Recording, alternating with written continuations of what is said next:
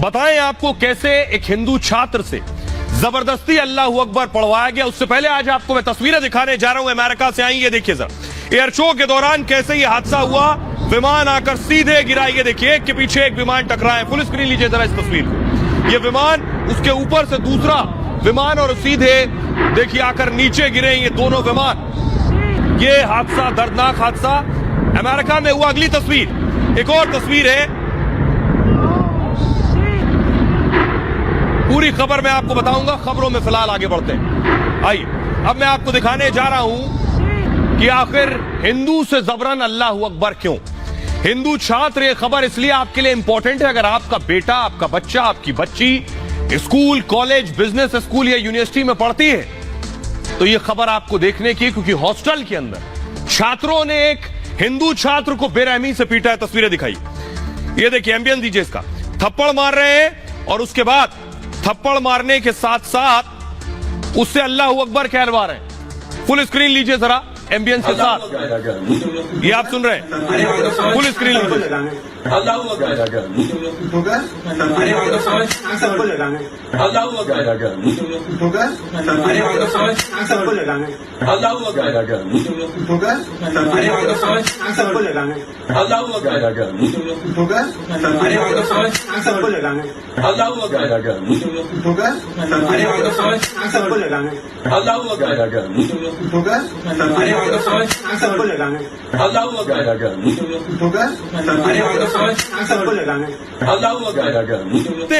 उनके लिए ये डरा देने वाली तस्वीर है।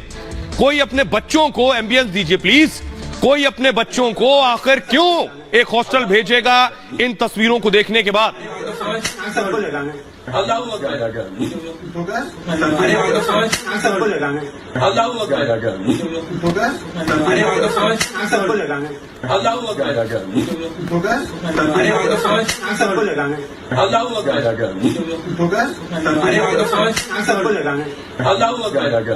ये तस्वीरें जो है, ये तस्वीरें देख रहे हैं आप, ये कहां की तस्वीरें ये मैं आपको बताऊंगा, लेकिन इसकी अगली तस्वीर दिखाता हूं। इसकी अगली तस्वीर और ज्यादा डरा देने वाली है। इस शख्स, इस युवक को बेरहमी से पीट रहे हैं, थप्पड़ मार रहे हैं। वो कह रहा है, वो खुद को बचाने की गुहार लगा रहा है। फुल स्क्रीन लीजिए सर, फुल स्क्रीन लीजिए और देखिए किस बेरहमी से इसे पीट रहे हैं। देखिए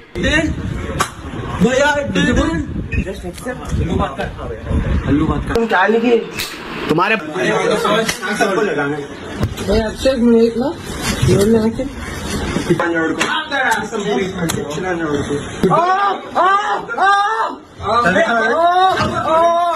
What are you gonna say? Say something. Just accept. तुम क्या लिखे? तुम्हारे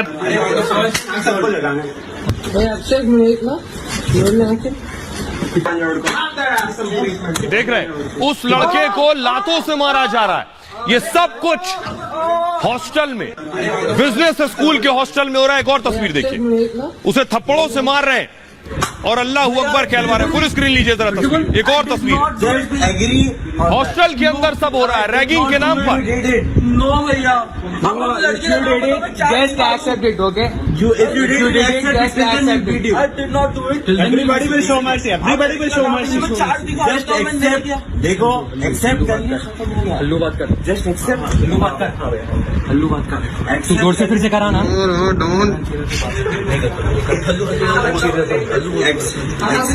Accept. Bro, do not use sex, bro. पहला विजुअल प्ले कीजिए प्लीज।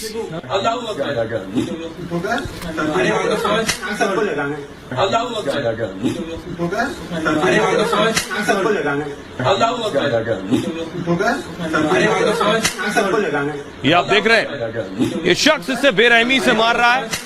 ये हिंदू छात्र है जिसे पीटा जा रहा है और उससे कहा जा रहा है अल्लाह अकबर का नारा लगाओ। ये सब कुछ हॉस्टल में हो रहा है, सोचिए। दूसरा विजुअल प्ले कीजिए प्लीज।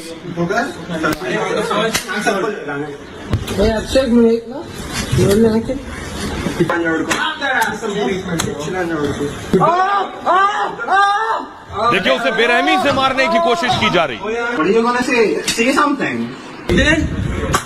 भैया, just accept. हल्लू बात कर। तुम क्या लिखे? तुम्हारे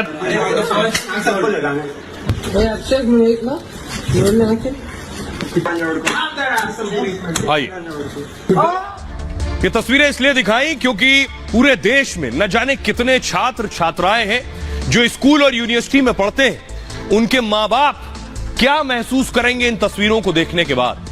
आखिर इस छात्र के साथ हुआ क्या, ये आपको बताने जा रहा हूं। देखिए, कॉलेज के अंदर आप तस्वीरें भी मैं आपको दिखा रहा हूं। हिंदू से जबरन अल्लाह अकबर कहलवाया गया। हैदराबाद के ICFAI लॉ स्कूल की यह घटना है। कॉलेज के सीनियर्स ने बुरी तरह से पिटाई की है और 15 से 20 लड़के पीड़ित के कमरे में सबसे पहले घुस गए। उसके बाद जबरन अल्लाह अकबर के नारे लगवाए। इससे इतना ही नहीं, हिंदू लड़के के प्राइवेट पार्ट पर लातों से मारा भी।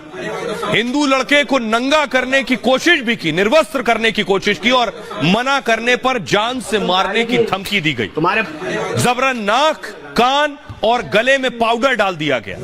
मारपीट करने वालों ने पीड़ित का पर्स भी छीन लिया है और हिंदू लड़के को पीड़ित प्रताड़ित किया गया, उसका वीडियो भी बनाया गया। साथ साथ सियासतदान जो सबसे ज्यादा कहते हैं कि इस देश में लोकतंत्र खतरे में है, इस देश में जो है मुसलमान खतरे में है, अब जब हिंदू छात्र से ये मुस्लिम छात्र अल्लाह अकबर के नारे लगवा रहे हैं, तब ये सियासतदान क्या कह रहे हैं वो सुनिए। क्या हो रहा है इस देश को? 10 बरस पहले मैंने ऐसा नहीं सुना था साहब। आप भी खंगाल लीजिए, आपके आर्काइव में नहीं मिलेगा कि 9-10 बरस पहले ऐसा हो कि किसी को मॉब लिंचिंग कर दी जाए, किसी की कहा जाए जय श्री राम बोलो, किसी को कहा जाए अल्लाह अकबर बोलो। 9-10 बरस पहले क्या हो गया इस आबो हवा में? किसी ने तो जहर पर्याप्त मात्रा में घोल दिया है और जब जहर होता है ना तो हर जगह फैलता है। वातावरण का जहर छोड़ता नहीं है किसी को कि आप इस आइडेंटिटी के हैं तो आपसे बच जाएंगे, सबको तहस-नहस कर देता। ये बहुत दुर्भाग्यपूर्ण है और पिछले 8 सालों में जब से भारतीय जनता पार्टी की सरकार आई है, इस तरीके के वाकयात कहीं न कहीं होते चले आ रहे हैं। किसी से भी जबरदस्ती करना, दबाव बनाना, कुछ कहलाना गैर कानूनी है। जो भी ऐसा करे उसके खिलाफ कानूनी कार्रवाई होनी चाहिए। तो बात धर्म की नहीं है, बात ये भी है देखने की, बड़ा गंभीर मुद्दा यह है कि ये घटना घटी तो कहाँ पर घटी थी? लॉ कॉलेज के अंदर। जिसमें बच्चे लॉ पढ़ने गए हैं उसमें ही ये जो इस तरह का जो सांप्रदायिक विद्वेष पनप रहा है, इस पर मैनेजमेंट को चिंता करनी चाहिए। नहीं, देखिए, जो सरतन से जुदा गैंग है वो लगातार जो है वो न सिर्फ बोल रही है लेकिन कर भी रही है। पुलिस ने भी मुझे लगता है उनको 5-6 जिहादियों को पकड़ा है, लेकिन कुल मिलाकर मानसिकता वाला जो विषय है बड़ा गंभीर है। अब इन तस्वीरों के बाद सोशल मीडिया पर गुस्सा फूटा है। लोग क्या कुछ लिख रहे हैं सोशल मीडिया पर, देखिए जरा। अमित लिख रहे हैं कि गजब हिम्मत है इनकी। अमित लिखते हैं न कानून का डर है न किसी और का। अविनाश लिख रहे हैं दोषियों को कड़ी से कड़ी सजा मिलनी चाहिए और कॉलेज में कट्टरपंथियों के लिए बिल्कुल जगह नहीं है। समीर राज लिख रहे हैं ओवैसी भी आज खामोश हैं, ओवैसी भी कुछ बोलेंगे। समीर राज ने लिखा मुंह में ओवैसी के दही जमा है, आज कुछ नहीं बोलेंगे।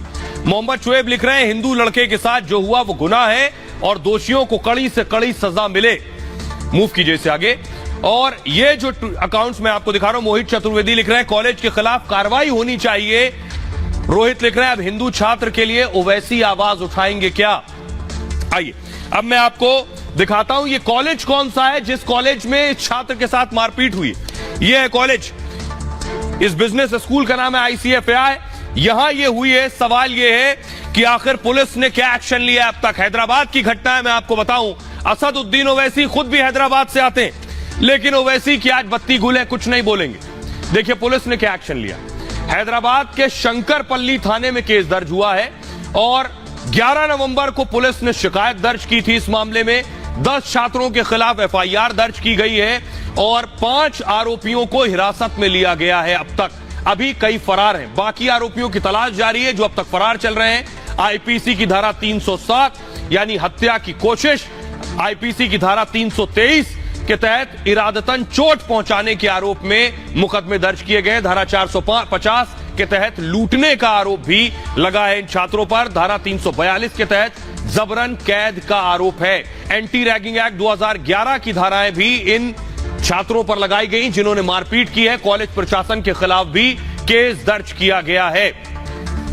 आइए, अब मैं सवाल एक बहुत बुनियादी है, अब वो भड़काऊ भाईजान कहां हैं जो कहीं की भी देश में तस्वीर आए उस पर कहते हैं कि लोकतंत्र खतरे में है, ये देश मुसलमानों के रहने लायक नहीं है। ओवैसी के हम ट्विटर अकाउंट पर गए और जानने की कोशिश की कि ओवैसी ने क्या 24 से 48 घंटे में कोई ट्वीट किया। फुल स्क्रीन लीजिए जरा, ओवैसी के सारे ट्वीट्स मैं आपको दिखा रहा हूं, पढ़िएगा जरा। ओवैसी ने हैदराबाद की इस घटना पर क्या कुछ लिखा है। ओवैसी मुस्लिम लड़के पर मारपीट पर तो जरूर बोलते हैं, लेकिन इस हिंदू छात्र के साथ पिटाई हुई और अल्लाह अकबर कहलवाया गया जबरदस्ती। अब ओवैसी कहीं नजर नहीं आ रहे, हैदराबाद के भाईजान गायब हैं और गोल हैं। अब देखिए किन किन मुद्दों पर बोलते हैं वो, इस मुद्दे पर नहीं बोलेंगे और आपको सुनवाऊंगा भी कि आखिरी बार कब बोले थे।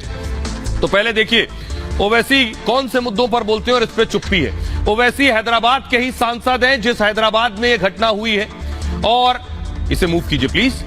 हैदराबाद के ही सांसद हैं और गुजरात में चुनाव प्रचार में व्यस्त हैं इस वक्त, इसलिए हैदराबाद की फिक्र नहीं। मुस्लिमों के लिए न्याय का वादा कर रहे हैं ओवैसी, मोरबी के लिए इंसाफ मांग रहे हैं और दिल्ली के प्रदूषण पर भी ट्वीट कर रहे हैं एक के बाद एक। एमसीडी चुनाव के प्रत्याशियों की लिस्ट भी बना रहे हैं असदुद्दीन ओवैसी, जम्मू कश्मीर पर भी ट्वीट कर रहे हैं, लद्दाख पर भी बात करने का वक्त है उनके पास, लेकिन सती प्रथा जैसे मुद्दों पर भी ट्वीट कर लेते हैं असदुद्दीन ओवैसी। लेकिन हिंदू युवक की पिटाई पर जो कि हैदराबाद में हुई, न सिर्फ पिटाई है, ये पूरा कम्युनल सांप्रदायिक मामला है जहां मुस्लिम छात्र हिंदू छात्र की पिटाई करके अल्लाह अकबर के नारे लगवा रहे हैं। अब तक एक भी ट्वीट नहीं किया है उन्होंने। भीड़ तंत्र को लोकतंत्र की हत्या बताते हैं ओवैसी और पीड़ित हिंदू होने पर सन्नाटा छा जाता है। आइए ओवैसी की मैं आपको बयान सुनवाने जा रहा हूं। जब एक मुस्लिम लड़के पर ऐसा अत्याचार हुआ तो ओवैसी आकर बोले थे, लेकिन आज खामोश है। सुनिए कि गुजरात में क्या क्या नहीं हो रहा है। आप बताइए कि एक 4 या 5-6 बच्चों को खेड़ा में गरबा में पत्थर फेंकने के इल्जाम में मजमे को इस तरह जमा किया जाता है और उनको रोड पर लाकर उन बच्चों की पिटाई की जाती है।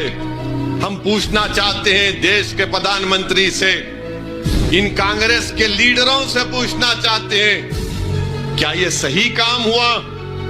जब हमने देखा तो हमने एहतजाज।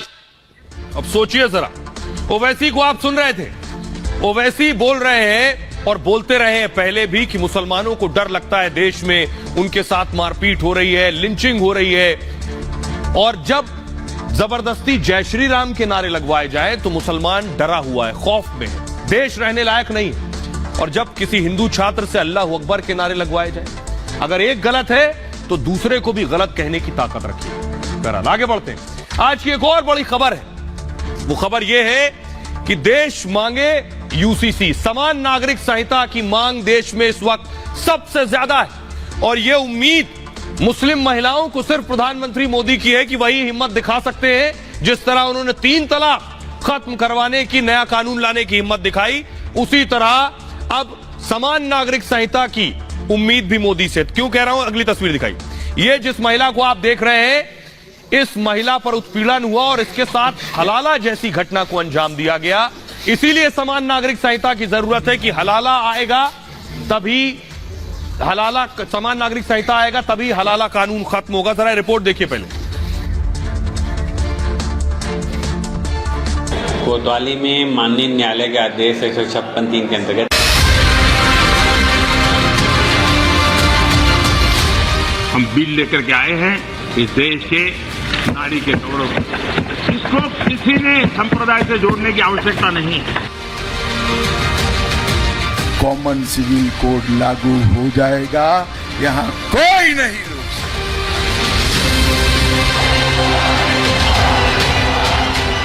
मुस्लिम महिलाओं का उत्पीड़न खत्म करने के लिए देश मांगे समान नागरिक संहिता, यानी पूरे देश के लिए एक कानून। और इसकी जरूरत तब और बढ़ जाती है जब हलाला जैसे नासूर महिलाओं की जिंदगी बर्बाद कर देते हैं। इस महिला के पति ने इसे पहले तलाक तलाक तलाक कहकर घर से निकाल दिया। 3 तलाक ऐसे हुआ, ये आ गए गुस्से में आते ही जैसे एक लड़की से मिलके आए थे, तो आते ही हमने कहा तुम कहाँ गए देर से, कहने लगे हम घूमने गए थे। फिर हमसे कहने लगे तो हमें उससे हर टाइम पूछती क्यों रहती है, हम कहाँ का कहा नहीं, मुझे कहने लगा तुझे हम आज तलाक दे रहे हैं, तलाक तलाक तलाक दे दिया 3 बार। फिर जब मन हुआ तो इस मुस्लिम महिला को दोबारा शादी के लिए मना लिया, लेकिन पहले देवर से हलाला करवाया। ठीक है, मुझे छोड़ो घर पे, हम घर पे जाना चाह रहे हैं। तो कहने लगे रुको रुको, अभी हम पूछ के आ रहे हैं मौलाना साहब से कितने तलाक हुआ या नहीं हुआ। तो उन्होंने बता दिया कि तुम्हारे यहाँ तलाक हो गई है और हम तुम्हारा निकाह करवा देंगे।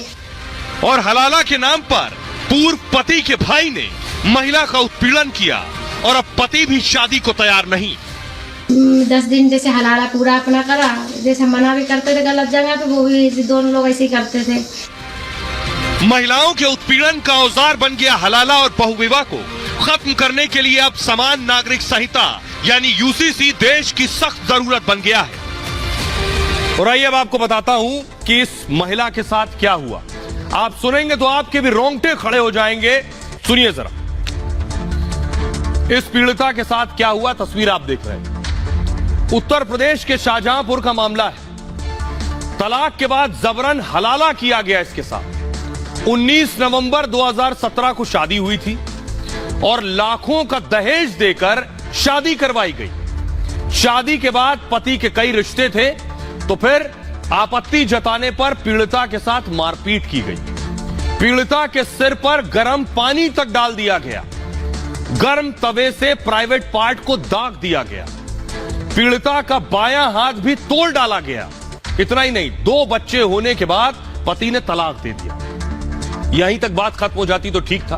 पति ने 13 मई को 2021 को तलाक दिया। उसके बाद देखिए क्या हुआ। तलाक के बाद पति छोड़ने को तैयार नहीं था और पति को पीड़िता से दोबारा शादी करनी थी। लेकिन अब दोबारा शादी कैसे होगी, इसलिए फिर देवर के साथ हलाला करवाया गया, यानी देवर से निकाह करवाया गया और ससुर, सास और ननद के सामने यह निकाह हुआ, जिसके बाद पति और देवर पर सामूहिक दुष्कर्म का आरोप लगा है। और पत्नी का कहना यह है, इस महिला का कहना यह है कि देवर उसके साथ अप्राकृतिक सेक्स भी कर रहा है।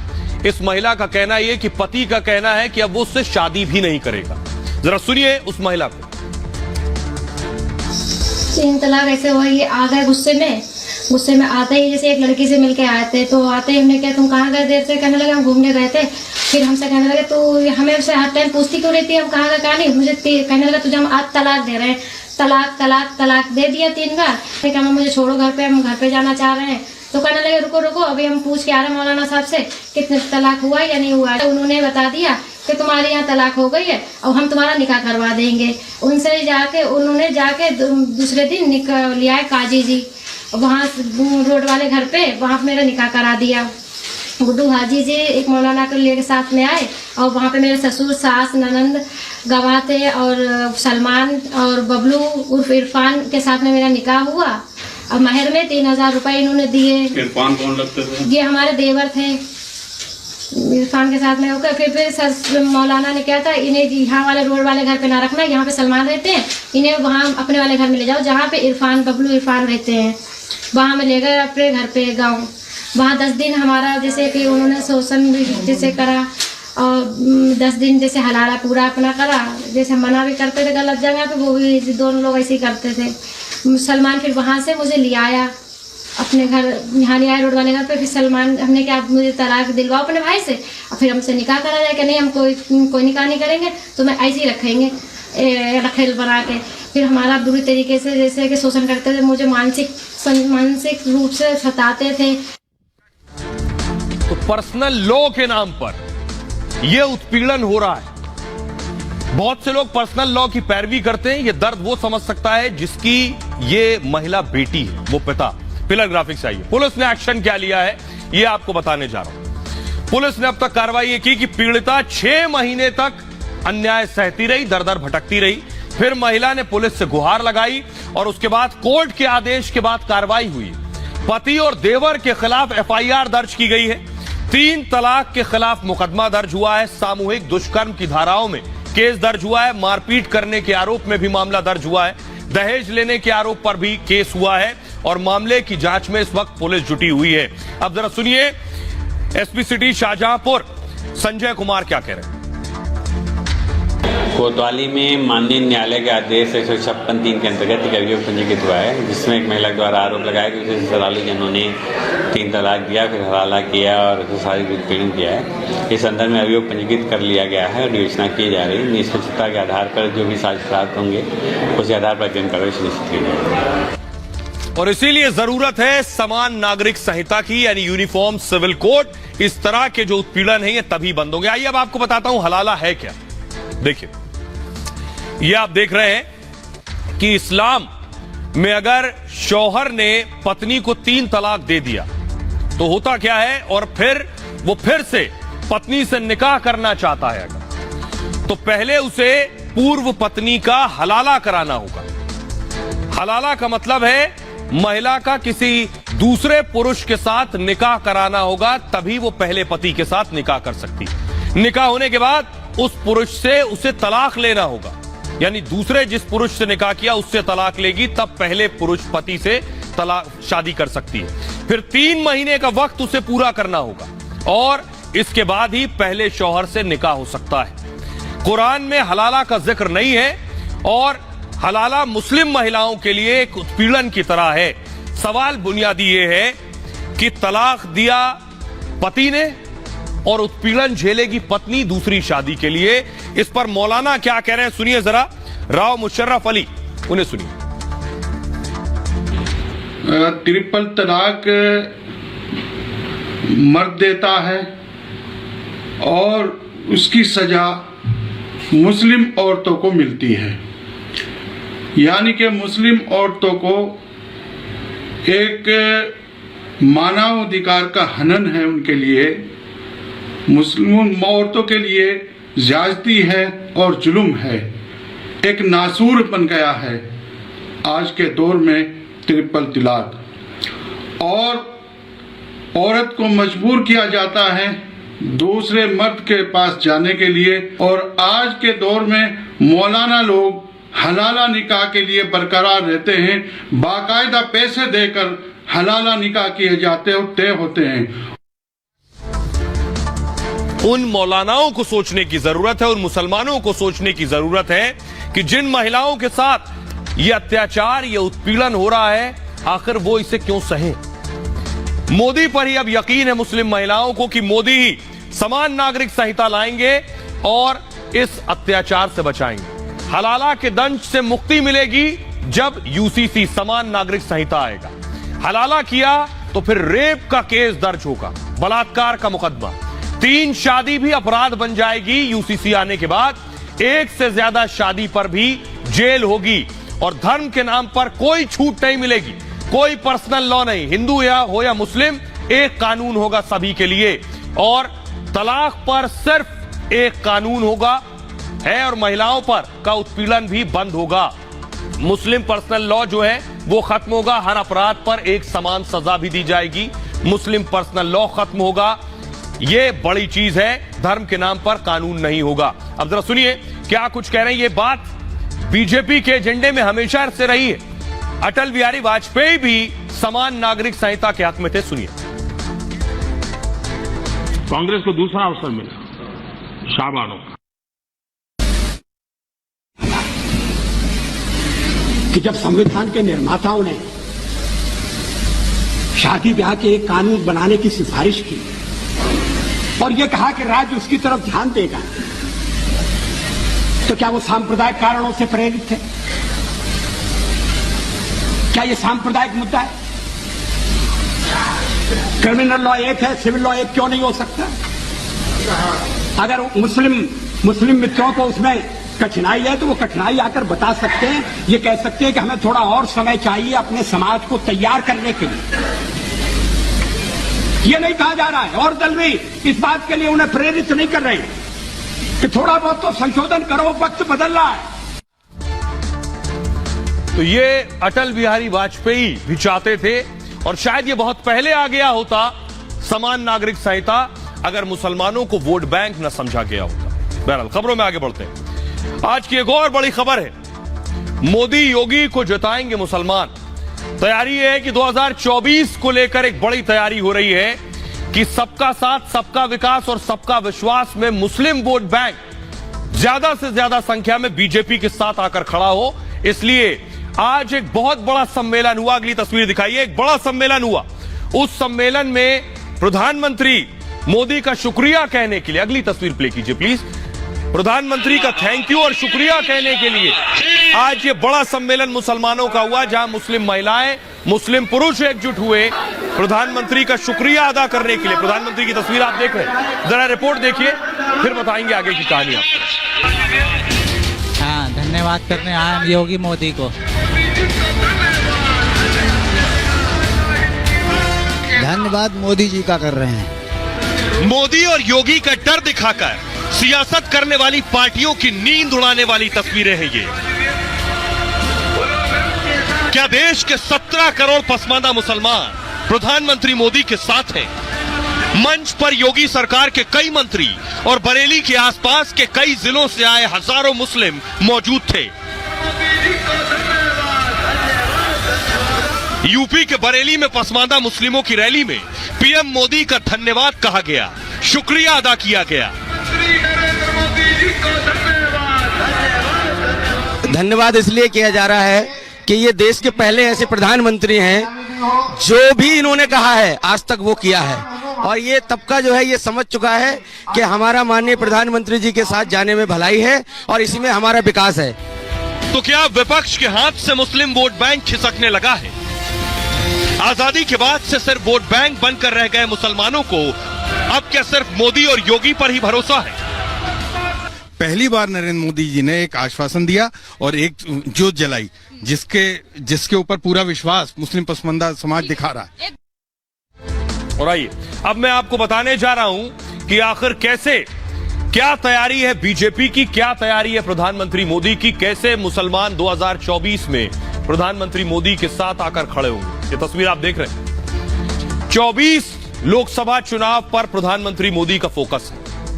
190 सीट पूरे देश में लोकसभा की हैं, जिस पर मुसलमानों का, मुस्लिम वोटर का खास असर है। देश भर में 20 करोड़ से ज्यादा मुसलमान, और मूव कीजिए प्लीज इसे, 20 करोड़ में करीब 85% पसमानदा मुसलमान, 85%, और पसमानदा आर्थिक सामाजिक तौर पर पिछड़े हुए मुसलमान। इन्हीं 85% वोटों पर बीजेपी का फोकस है और 2024 के साथ ही विधानसभा चुनाव पर भी नजर है। हैदराबाद में बीजेपी कार्यकारिणी में प्रधानमंत्री मोदी ने खुद यह प्लान बनाया था, मुस्लिम समाज को बीजेपी से जोड़ने का प्लान। और इसके बाद उत्तर प्रदेश में बीजेपी ने पसमानदा सम्मेलन किया। योगी 2.0 में पसमानदा पर बीजेपी ने दांव लगाया। दानिश अंसारी जो योगी के मंत्री हैं, पसमानदा समाज से आते हैं, अल्पसंख्यक कल्याण मंत्री बनाया। यूपी की कुल आबादी में पसमानदा मुस्लिम 18% हैं और आजमगढ़ और रामपुर में बीजेपी को पसमानदा मुसलमानों का वोट मिला, इसीलिए ये मुस्लिम बहुल सीटें रामपुर और आजमगढ़ की बीजेपी ने जीती। मुस्लिमों के गढ़ आजमगढ़ में भी कमल खिला है। पसमानदा मुस्लिमों ने धन्यवाद रैली का आयोजन किया है यहां, यह है बड़ी कोशिश। आइए अब मैं आपको सुनवाता हूं इस सम्मेलन में जो मुसलमान आए थे वो क्या बता रहे हैं, क्या वो मोदी को 2024 में जिताएंगे, सुनिए जरा। हाँ, धन्यवाद करने आए हम योगी मोदी को, क्योंकि काफी योजनाओं का लाभ मिल रहा है ना हमें। धन्यवाद मोदी जी का कर रहे हैं। धन्यवाद इसलिए किया जा रहा है कि ये देश के पहले ऐसे प्रधानमंत्री हैं जो भी इन्होंने कहा है आज तक वो किया है, और ये तबका जो है ये समझ चुका है कि हमारा माननीय प्रधानमंत्री जी के साथ जाने में भलाई है और इसी में हमारा विकास है।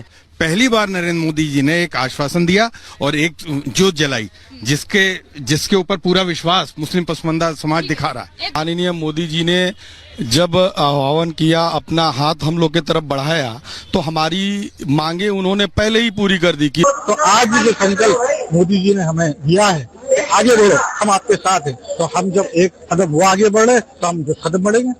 जी हाँ, मोदी को देंगे अपनी बात, मुसलमान वोट सारे मोदी को देंगे। तो ये सही काम कर रहे हैं, सही है।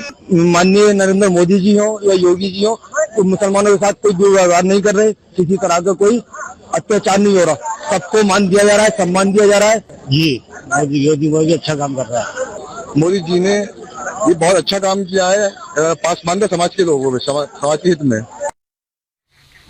और आइए आखिर क्या किया विपक्षी दलों ने, विरोधी पार्टियों ने, कैसे मोदी के नाम पर मुसलमानों को पहले डराया, क्योंकि डरा कर ही वोट मिलेगा, इसलिए कैसे वोट लिया ये देखिए जरा, इधर लंबी लिस्ट है डराने वालों की। अब देखिए जरा, देश भर में डर का माहौल है, ये नेता कहते रहे। सबसे पहले राहुल गांधी, अल्पसंख्यक मोदी सरकार में डरा हुआ महसूस कर रहे हैं। पीएम मोदी ने मुसलमानों को तोड़ने का काम किया है, ये राहुल गांधी कहते रहे। ओवैसी, जब से पीएम मोदी बने अल्पसंख्यकों पर अत्याचार बढ़ गया है। बीजेपी पसमानदा मुस्लिमों से झूठी मोहब्बत कर रही है और मोदी राज में मुसलमान डरे हुए हैं, ये ओवैसी कहते आए। सीबीआई मुसलमानों को डराती है। अखिलेश यादव, रमजान में मुस्लिम देशों के दौरे पर क्यों गए थे मोदी, यह सवाल किया। क्या मुसलमानों के अंतर्राष्ट्रीय तुष्टीकरण की कोशिश है? मायावती, बीजेपी की विचारधारा मुस्लिम विरोधी है और मेरी सरकार में हिंदू मुस्लिम में भेदभाव नहीं हुआ, यह मायावती ने कहा। उन्होंने तो यहां तक कहा कि मुसलमान ज्यादा से ज्यादा बीएसपी को वोट दें। अब यह डर दिखाने का मकसद सिर्फ एक है कि मुसलमानों का वोट। अब आइए हकीकत क्या है, मुसलमानों से ही पूछते हैं, क्या वो मोदी राज में डरे हुए हैं? सुनिए सर। ये लोग डराकर मुसलमानों को पीछे रखना चाह रहे हैं। ये जो हमारा पसमानदा राज जो है ना, ये आज से नहीं 800 साल से, जैसा आतिफ रशीद जी ने बोला ना, 800 साल से पीछे है। विपक्ष पार्टियों ने अभी तक एक भय का डर माहौल बना रखा था कि बीजेपी आएगी तो मुसलमानों के साथ ऐसा होगा। और आइए अब आपको बताते हैं, अगर मुस्लिम वोट बैंक बीजेपी की तरफ बड़ी संख्या में गया तो 190 सीटों पर बड़ा असर पड़ेगा। देखिए जरा, 190 सीट्स लोकसभा की, 142 सीट पर 5% मुस्लिम वोटर है, लेकिन 190 सीट पर 5 से 10% मुस्लिम वोटर है।